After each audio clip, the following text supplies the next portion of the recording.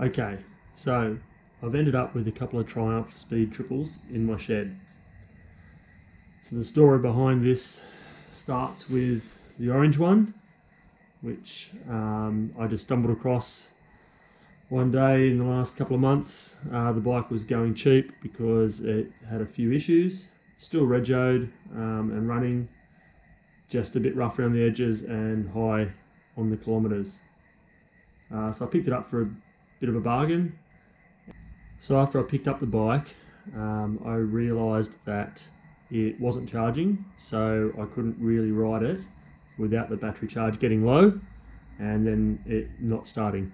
So I pretty much just parked it up straight away and started researching, and turns out a lot of these bikes have issues with stators and regulators.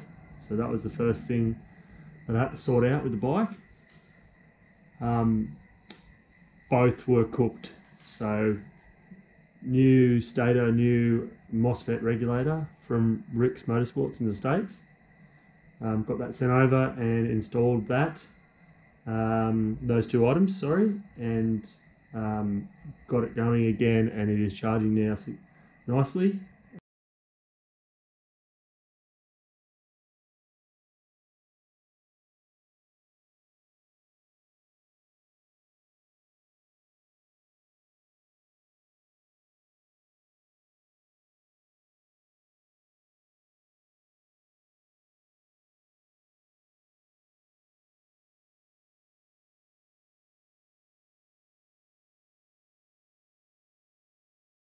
The bike's quite tidy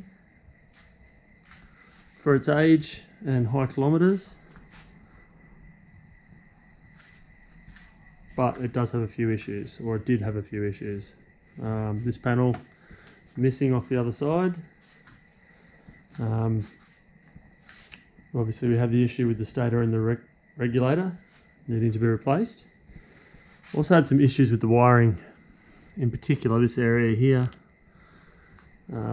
where the loom extends to the ignition barrel. I had to pull this all apart and basically rewire the section to the ignition barrel. It had been cut, modified, fixed numerous times, and it was a mess.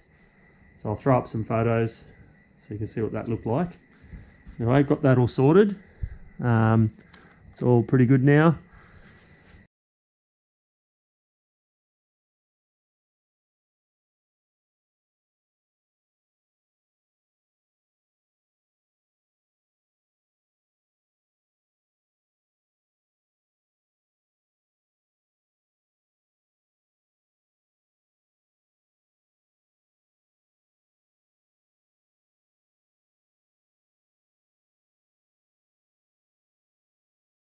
So we have the stator and the regulator. We had the wiring issues with the ignition loom. Some other issues going on with the fuse box. It's had a bypassed main fuse put through it, and some other changes that have happened throughout the years. So that probably needs to get looked at again as well. Apart from that, it's got some leaky fork seals and just general wear and tear. Bike actually rides really nice. It's quite enjoyable to ride. So the mods to this bike are pretty basic. It's got a MIV silencer that's been, it's basically just a slip-on. Factory header system, I believe it's a DCAT setup, and I'm not too sure on that. So the exhaust, it's got a K&N filter. It's had some tuning work done on it as well. It's had some different maps loaded into it, so a few mods, but still fairly basic. Bike starts, runs, idles, behaves itself, does all the right things.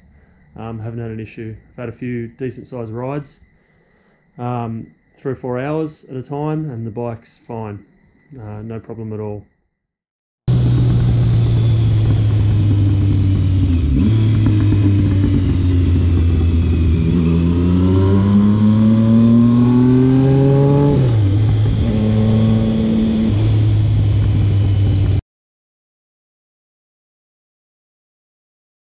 Now, onto this bike.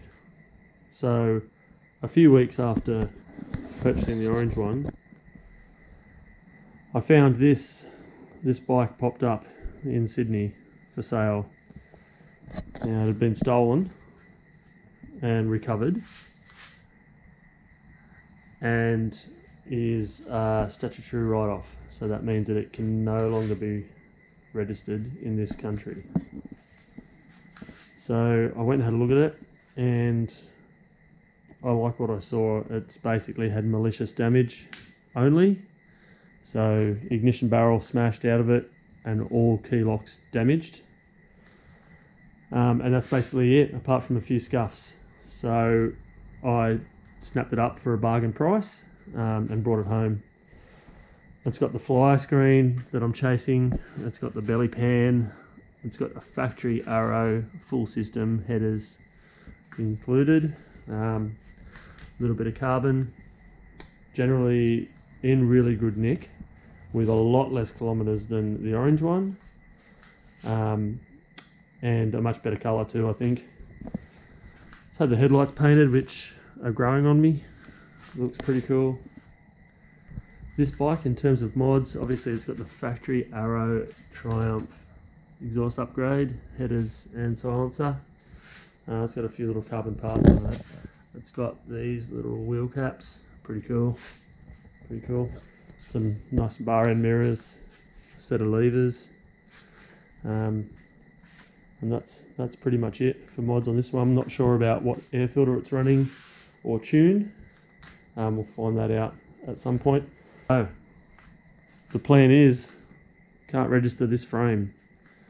I need to swap all the parts, including the engine and possibly the wiring loom, wheel, suspension, the whole lot over onto this frame. So that is the mission, and I'm going to be getting started with that pretty soon.